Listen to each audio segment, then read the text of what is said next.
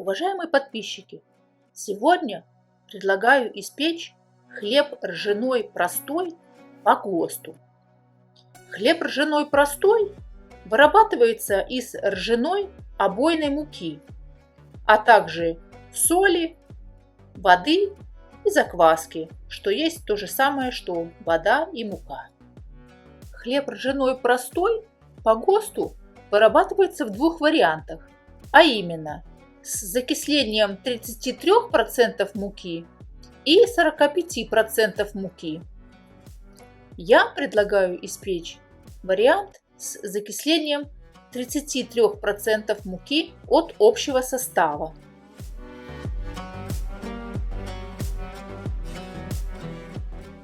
По ГОСТу закваска бродит в течение 3-4 часов при температуре 25-28 градусов.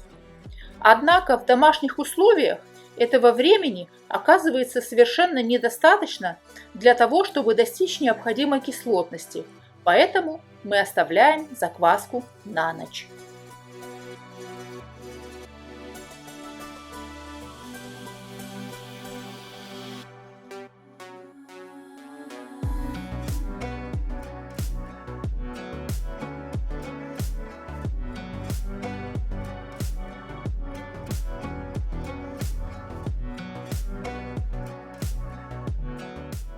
Я замеряю кислотность закваски pH-метром, но вам это делать не нужно. Я делаю это только для того, чтобы убедиться, что данные параметры дают необходимую кислотность, и закваска у нас рабочая.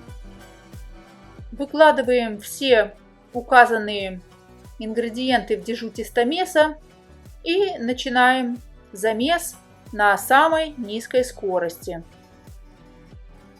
Существует мнение, что ржаное тесто не требует замеса, так как клейковины в нем очень мало и она имеет очень слабое качество, поэтому достаточно просто перемешать тесто до однородной консистенции.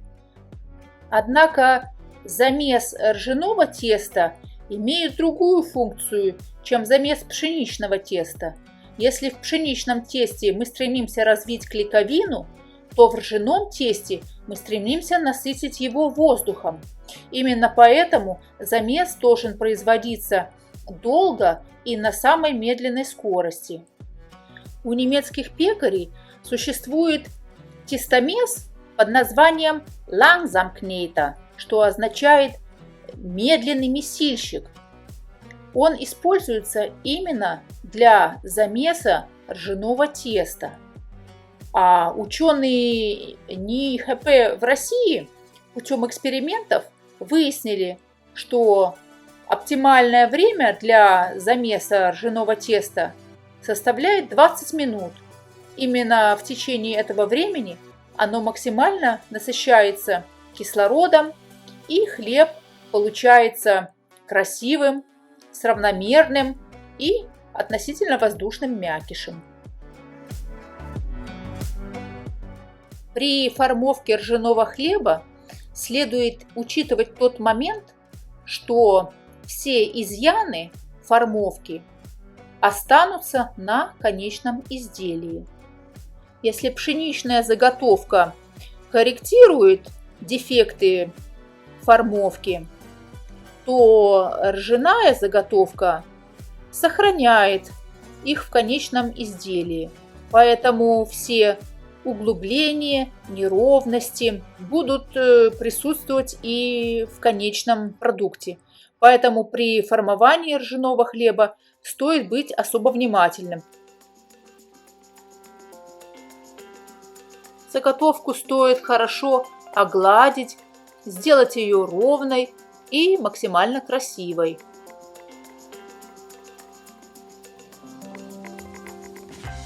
Необходимо хорошо утрамбовывать заготовку для того, чтобы избежать пустот в конечном изделии.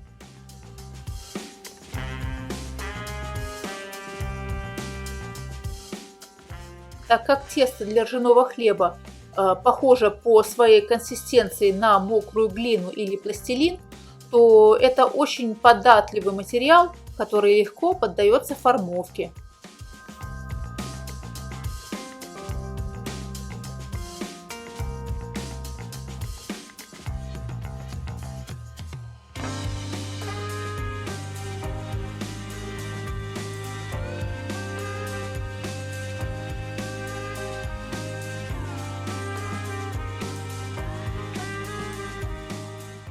Расстойка ржаной заготовки должна быть полной.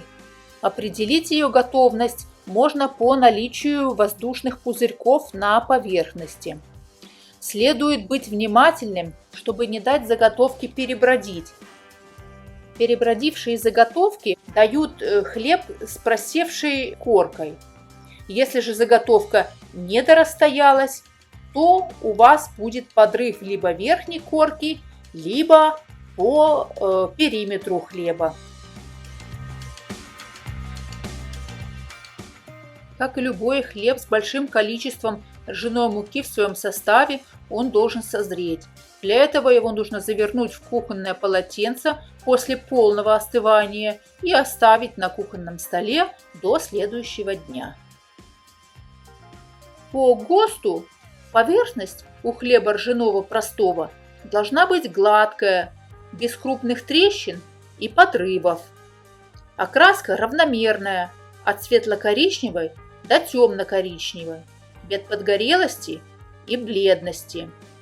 Форма у формового хлеба должна быть правильная, соответствующая той форме, в которой производилась выпечка, с несколько выпуклой верхней коркой, без боковых выплывов и не мятая. Мякиш должен быть хорошо пропеченный, не липкий и не влажный на ощупь.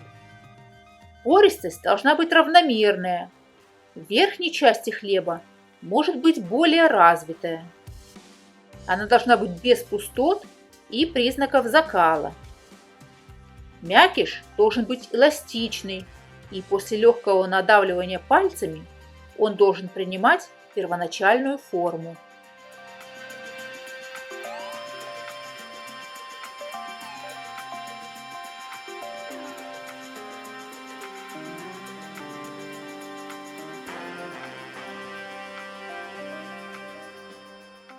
Если вам понравилось это видео и вы нашли его полезным, я буду признательна и благодарна, если вы подпишитесь на мой канал, поставите лайк, а может быть, разместите ссылку на это видео в своих социальных сетях.